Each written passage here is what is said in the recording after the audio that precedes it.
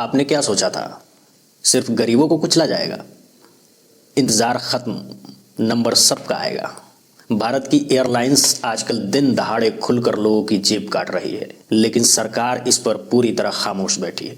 Broken chairs to poor service, seat downgrades, tardiness, you name it, and Air India probably has that problem. वादा था कि हवाई चप्पल वालों को हवाई जहाज की सैर कराई जाएगी। आलम यह है सर कि बाटा कंपनी का जूता पहनने वाला भी आज हवाई जहाज की टिकट नहीं खरीद पा रहा। टूटे फूटे कुर्सियों से लेकर खराब सर्विस, सीट डाउनग्रेड, स्थिरता की कमी, आप जो भी समस्या सोचे इंडियन एयरलाइंस में मिल ही जाए। पहले के मुकाबले अब टिकटों के दाम इतने ज़्यादा क्यों बढ़ गए हैं? मोदी जी ने वादा तो किया था कि आम आदमी भी हवाई जहाज में सफ़र कर सकेगा। हालात ये हैं कि ब्रांडेड जूते पहनने वाले भी अब फ्लाइट टिकट खरीदने से पहले 10 बार सोचता है। सोचिए, जब आप छुट्टी प्लान करते हैं दिमाग में आता है कि ट्रेन की भीड़ क्यों सहे, फ्लाइट से ही निकल लेते हैं, लेकिन बस सोच कर ही रह जाते हैं। आप सोचते हो कि थोड़ा ज़्यादा पैसा दे देंगे तो सफ़र आरामदायक होगा, लेकिन जैसे ही टिकट बुक करने बैठते हो असलियत सीधे झटका देती है। टिकट के रेट ऐसे लगते हैं जैसे कोई प्राइवेट प्लेन बुक कर रहे हों। आम दिनों में भी किराया अचानक आसमान छू जाता है, और अगर पीक सीजन हो तो बात ही खत्म। दिवाली, होली या नवरात्रि में 5,000 वाला टिकट सीधा 25,000 तक पहुंच जाता है, और फिर सर्विस ऐसे मिलती है कि लगता है जैसे किसी पुरानी लोकल बस में बैठ गए हों। टूटी सीटें, खराब ट्रे टेबल, गंदा आर्मरेस्ट, मच्छर, सब देखने को मिल जाता है, लेकिन जो बेसिक चीज़ें चाहिए होती है वही उपलब्ध नहीं होती है। जैसे ठीक ठाक खाना, लंबी फ्लाइट में थोड़ा सा लेग रूम, और अगर विंडो सीट ली गई है तो सच में खिड़की मिले, दीवार नहीं। ये सब चलो किसी तरह आदमी बर्दाश्त भी कर लेता है, लेकिन फ्लाइट डिले तो इन एयरलाइंस का मानव जन्म सिद्ध अधिकार है। घंटों घंटों की देरी इनके लिए रोज़मर्रा की बात है। कई बार बिना किसी ठोस वजह बताए फ्लाइट कैंसिल भी कर दी जाती है। अर्ली नोटिफिकेशन वो इनके डिक्शनरी में मिलता ही नहीं। आप एयरपोर्ट पर खड़े रहो और एक स्टाफ मज़े से आकर बोल देगा, सर थोड़ी सी टेक्निकल दिक्कत आ गई है। फिर वही थोड़ी सी दिक्कत आगे बढ़कर 6 घंटे की देरी से बदल जाती है, पता भी नहीं चलता। ऊपर से कभी सूटकेस तोड़ देते हैं, कभी लगेज गायब कर देते हैं, और कई बार तो सच में जादू की तरह आपका सामान हवा हो जाता है। और अगर इतना सब सहने के बाद आप हिम्मत करके शिकायत करने भी पहुंच जाओ तो कस्टमर सर्विस वाले ऐसे रिएक्ट करते हैं मानो आप उनसे कोई निजी बदला लेने आए हैं। रिफंड और मुआवजे जैसे शब्द तो इनके लिए बिल्कुल अनजान हो जाते हैं। तो आखिर भारत में एयरलाइंस की हालत इतनी खराब क्यों है, और इसके पीछे असली जिम्मेदारी किसकी है? आइए समझने की कोशिश करते हैं। वीडियो मज़ेदार होने वाला है तो पूरी वीडियो ज़रूर देखिए और चैनल को सब्सक्राइब कर लें और नोटिफिकेशन को दबा दें ताकि मेरी आने वाली आपकी सारी वीडियो आप तक पहुंचती रहे। भारत में एयरलाइंस भले कई हो, लेकिन मार्केट शेयर की बात करें तो करीब 90% हिस्सा तो सिर्फ इंडिगो और एयर इंडिया कंट्रोल करते हैं। पिछले 10 सालों में ऑपरेट होने वाले एयरपोर्ट्स की संख्या दोगुने से भी ऊपर चली गई है। आज भारत दुनिया का तीसरा सबसे बड़ा घरेलू हवाई यात्रा बाजार बन चुका है। हर साल लगभग 15% की तेज ग्रोथ के साथ करीब 38 करोड़ यात्री भारतीय एयरपोर्ट्स पर पहुंचते हैं। ये डेटा देखकर लगता है कि भारत का एविएशन सेक्टर खूब तरक्की कर रहा है, लेकिन हकीकत इन नंबरों से बिल्कुल अलग है। कुछ साल पहले मोदी जी ने कहा था कि मैं चाहता हूं कि हवाई जहाज में हवाई चप्पल वाले लोग दिखाई दे। उन्होंने कहा था कि वो चाहते हैं कि हवाई जहाज में वो लोग भी नजर आए जो हवाई चप्पल पहनते हैं। लेकिन जब एक ऐसे देश में जिसकी पर कैपिटा इनकम सालाना 1,70,000 से भी कम है, फ्लाइट टिकट इतने महंगे हो जाएं तो आम आदमी तो छोड़िए, अच्छे खासे कमाने वाले भी सफर करने से पहले कई बार सोचेंगे।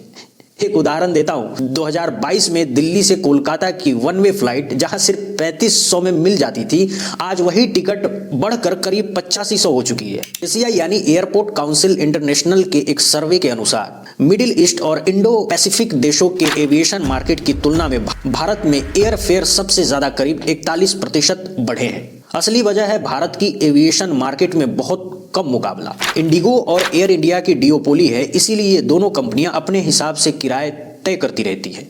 उदाहरण देखिए, श्रीनगर से लेह वाले रूट पर अप्रैल 2023 से नवंबर के बीच किराया 229% तक बढ़ गया, और इस रूट पर सिर्फ एयर इंडिया उड़ान भरती है। ठीक इसी तरह जयपुर से गोवा के बीच नॉन स्टॉप फ्लाइट चलने वाली सिर्फ एक एयरलाइंस है। इंडिगो, और यहाँ टिकट के दाम 135% ऊपर चले गए। श्रीनगर, चंडीगढ़ और देहरादून, मुंबई जैसे रूट्स की हालत भी लगभग यही है। और हो भी क्यों ना, भारत में कुल 1100 एयर रूट्स हैं, जिनमें से करीब 800 रूट ऐसे हैं जहां एक ही एयरलाइंस की मोनोपोली चलती है। अब चाहे बेस फेयर कितना भी कम दिखाया जाए, लेकिन उसके ऊपर GST, passenger service charge, user development fees, aviation security fees, CUTE fees, RSC, इन सब को जोड़ते जोड़ते टिकट की कीमत 30 से 40% तक बढ़ा दी जाती है।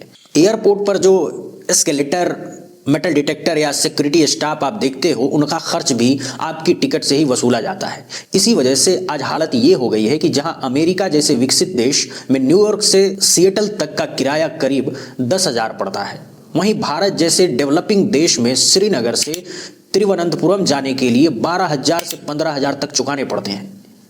ये सब तो नॉर्मल सिचुएशन में होता है, लेकिन एयरलाइंस के पास एक स्मार्ट एल्गोरिदम लगा हुआ है जो रियल टाइम में टिकट की डिमांड पर नजर रखता है। जैसे ही किसी खास रूट पर मांग बढ़ती है, फेयर तुरंत बढ़ा दिए जाते हैं। लेकिन असल में ये कस्टमर की जेब खाली करने का एक तरीका ही है।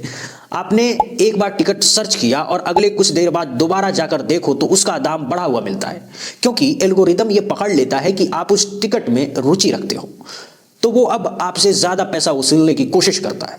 ये कोई पर्सनलाइज प्रोसेसिंग नहीं, बल्कि सीधे सीधे प्राइस मैनिपुलेशन और प्रॉफिट बढ़ाने का तरीका है। और ये सिस्टम कितनी दूर जा सकता है, इसका उदाहरण पहलगाम आतंकी हमले के दौरान साफ दिखा था। अप्रैल में जब पहलगाम हमले में 26 लोगों की मौत हुई और टूरिस्ट डर के मारे श्रीनगर से जल्दी निकलना चाहते थे, तब कई प्राइवेट एयरलाइंस ने कुछ रूट पर टिकटों को 10 गुना तक महंगा कर दिया। श्रीनगर से दिल्ली का वन वे इकोनॉमी टिकट जो आमतौर पर 6 से 8,000 में मिल जाता है, घटना के कुछ ही घंटों में 65,000 में बेचा जा रहा था।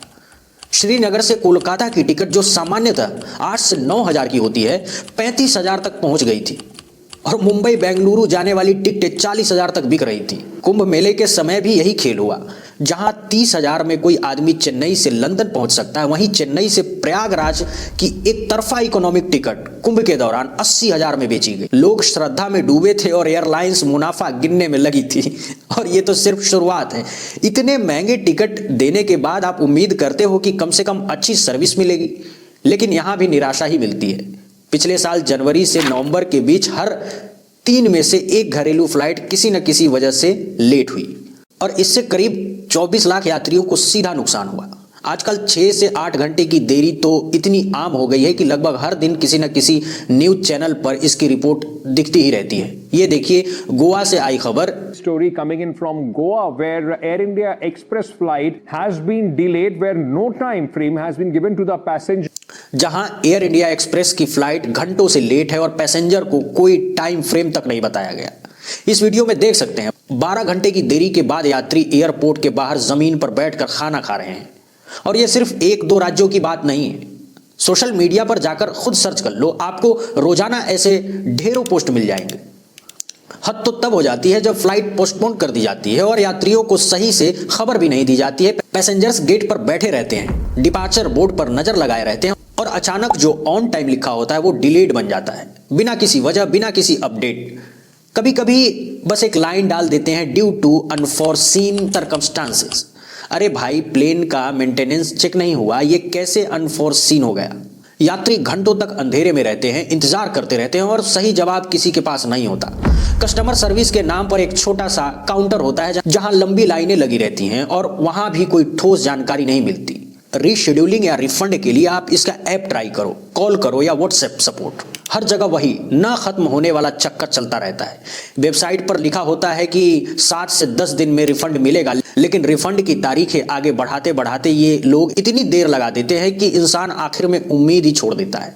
और जब रिफंड आता भी है तो कई बार यात्री को ऐसे पैसे दिए जाते हैं जैसे जेब से छुट्टे निकाल कर पकड़ा रहे हों। ये ट्वीट देखो, 6,000 की टिकट कैंसिल हुई और रिफंड सिर्फ 32 मिला। इसे मजाक न कहें तो क्या कहेंगे? और फ्लाइट का अनुभव तो इससे भी ज्यादा एपिक होता है। Union Agriculture Minister Shivraj Singh Chauhan has slammed Air India for allotting him a broken seat on a flight from Bhopal to Delhi. अब सोचो, अगर एक यूनियन मिनिस्टर को टूटी हुई सीट पर बैठा दिया जा सकता है तो आम यात्रियों के साथ ये लोग क्या करते होंगे? जरा कल्पना करो, लोग पैसे देकर यात्रा कर रहे हैं, कोई मुफ्त की सवारी तो चल नहीं रही है। इनसे सही नहीं संभलती।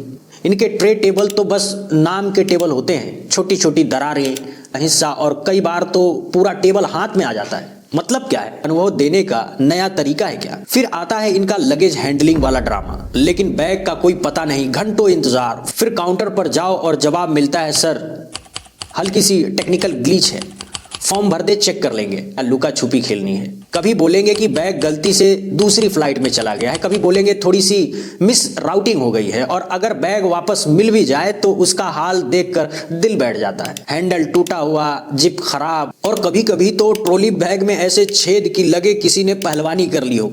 और ये सब मैं यूं ही नहीं कह रहा हूं, लोगों ने खुद ऐसी तस्वीरें पोस्ट की है। अब आप इमेजिन करो, आप यात्रा कर रहे हो और आपका सामान इस हालत में मिले तो कैसा लगेगा? और फिर शिकायत करो तो स्टाफ का क्लासिकल जवाब, सर ये नॉर्मल वियर एंड टियर है। ये क्लिप खुद सबूत है। अगर एयरपोर्ट पर लगेज को ऐसे फेक कर ट्रीट किया जाएगा तो वियर एंड टियर तो नॉर्मल ही बताया जाएगा ना। और क्लीनलीनेस व हाइजीन की बात करें तो हालत और भी मजेदार है। ये वीडियो देख ले, लखनऊ से दिल्ली वाली फ्लाइट पूरी तरह मच्छरों से भरी पड़ी थी।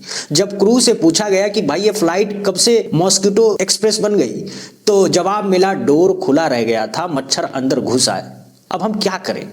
सॉल्यूशन के नाम पर हाथ में लेमन ग्रास का पैकेट पकड़ा दिया गया, लो भाई ये रगड़ते रहो। कई बार तो मच्छर मारने वाला बैट पकड़ाकर किसी यात्री को भेज देते हैं।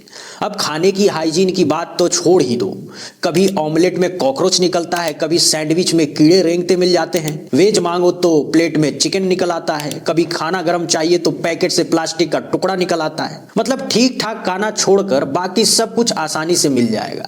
क्रू में जाकर शिकायत करो तो खाना की एक फोटो खींचकर हाथ में बस एक कुकी पैकेट पकड़ा देंगे, लेकिन असली समस्या जस की तस पड़ी रहती है। वही अगली फ्लाइट, वही अगली ट्रे, वही कॉकरोच, वही कीड़े, कोई ठोस सुधार होता ही नहीं।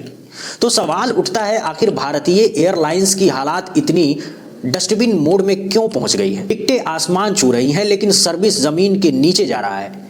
इसके पीछे दो मेन रीजन है। भारत की एविएशन इंडस्ट्री इतनी तेजी से बढ़ रही है कि एयरलाइंस पर लोड बेकाबू होता जा रहा है।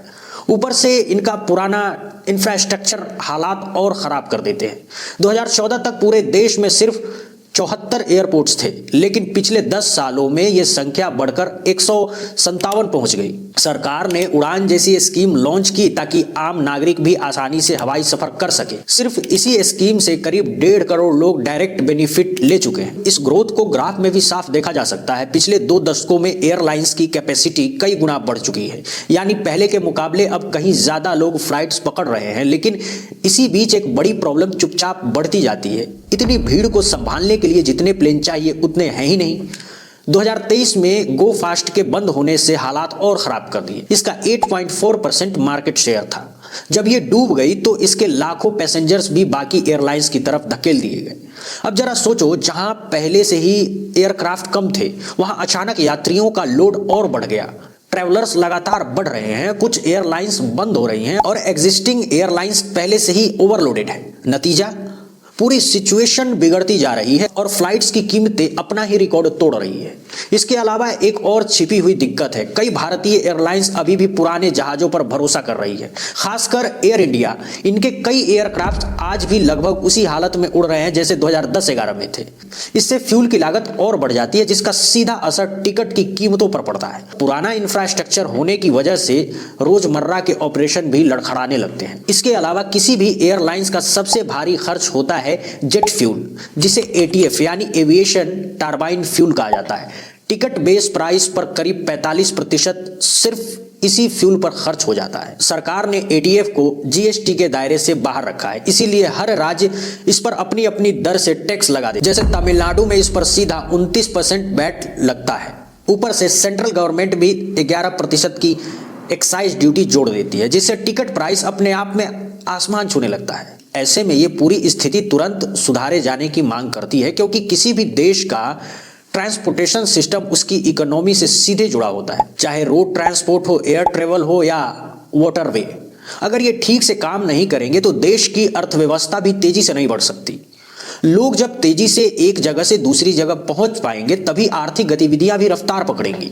और मुझे लगता है कि इस हालात को सुधारने के लिए कुछ जरूरी कदम उठाए जा सकते हैं। पहला कदम जिस पर सरकार ने काम शुरू भी कर दिया है वो है हमारे एयरक्राफ्ट फ्लीट का विस्तार करना। भारत में डोमेस्टिक और इंटरनेशनल दोनों मिलाकर प्रति व्यक्ति सीट उपलब्धता 0.13 और 0.06 है, जो थाईलैंड जैसे देशों से भी काफी पीछे है। यही आंकड़े साफ दिखाते हैं कि हमारे एविएशन सेक्टर को भारी संख्या में नए विमानों की जरूरत है और ये बात भारत की एयरलाइंस भी समझाती है। इसीलिए चाहे एयर इंडिया ग्रुप हो या इंडिगो, दोनों कंपनियां बड़े पैमाने पर नए एयरक्राफ्ट खरीदने की तैयारी में है। 2023 में इंडिगो ने दुनिया का सबसे बड़ा ऑर्डर देते हुए एयरबस से 500 नए एयरक्राफ्ट बुक किए थे और अगले 10 साल में इंडिगो लगभग 1000 नए प्लेन अपनी फ्लीट में जोड़ने वाली है। इसी तरह एयर इंडिया की स्थिति भी अलग नहीं है। 2023 में एयर इंडिया ने 250 एयरबस और 250 बोइंग एयरक्राफ्ट का ऑर्डर दिया, जबकि AIX कनेक्ट भी 150 नए बोइंग विमानों को अपनी फ्लीट में शामिल कर रही है। हालांकि इन प्लेनों की डिलीवरी में समय लगना तय है, इसीलिए एक्चुअल बदलाव अगले 10-15 सालों में देखने को मिलेगा। लेकिन कम से कम समस्या को हल करने की दिशा में एक ठोस कदम तो उठा लिया गया है। इसके अलावा केंद्र सरकार ATF यानी एविएशन टरबाइन फ्यूल को GST के दायरों में लाने पर भी विचार कर सकती है। एयरलाइंस पहले से ही इसकी मांग कर रही है और ये एक बड़ा साहसिक निर्णय साबित हो सकता है। ऐसा होने पर राज्यों द्वारा लगाए जाने वाले अलग अलग टैक्स हट जाएंगे और सिर्फ एक टैक्स लागू होगा। शॉर्ट टर्म में भले ही टैक्स कलेक्शन थोड़ा कम हो, लेकिन लंबे समय में पूरे सेक्टर को इससे बड़ा फायदा होगा। भारत में एयर ट्रेवल और एविएशन इंडस्ट्री पूरी तरह मिनिस्ट्री ऑफ सिविल एविएशन के अंडर में आती है। लेकिन अगर मैं आपसे पूछूं कि इस मिनिस्ट्री के मौजूदा मंत्री कौन है, तो चांसेस कम हैं कि सही जवाब मिल पाएगा। आज जब इन्हें सेक्टर को एक्टिवली मॉनिटर करना चाहिए, क्योंकि एविएशन मार्केट अब 2-3 बड़े खिलाड़ियों के हाथ में है जो अपने हिसाब से नियम और प्राइसिंग तय कर रहे हैं, तो मिनिस्टर ऑफ सिविल एविएशन कुछ ज्यादा दिखाई नहीं देते। ऐसा लगता है कि उनका रोल सिर्फ डेस्क वर्क तक सीमित रह गया है। और बात खत्म यही नहीं होती। DGCA यानी directorate general of civil aviation, जो एयरलाइंस की सेफ्टी और रेगुलेशन का जिम्मा संभालती है, वो भी इन मामलों में ज्यादा एक्टिव नहीं दिखते। कोई पैसेंजर को दिक्कत हो जाए या एयरलाइंस पर शिकायत आए तो उनका जवाब अक्सर धीमा और सरकारी तरीके वाला लगता है। ऐसे तेज और जरूरी सेक्टर में अगर सरकार और नियम बनाने वाले लोग ध्यान नहीं देंगे तो इसका असर सीधे पैसेंजर्स की सेफ्टी, सुविधा और भरोसे पर पड़ेगा। एयरलाइंस का प्रॉफिट अलग है, लेकिन जब अथॉरिटी गायब हो जाएगी तो सिस्टम का हाल वही होगा जो आज हमारी एयरलाइंस का है। ये मामला जितना पॉलिसी का है उतना ही पब्लिक अकाउंटेबिलिटी का भी है। जब तक रेगुलेटर जल्दी निर्णय नहीं लेते और साफ नियम नहीं बनाते, लोग सोशल मीडिया पर शिकायतें करते रहेंगे, लेकिन असली बदलाव नहीं होगा। अगर आपको ये वीडियो पसंद आया तो अगला वीडियो और भी रोचक होने वाला है। समय निकालकर जरूर देखिएगा। Thank you.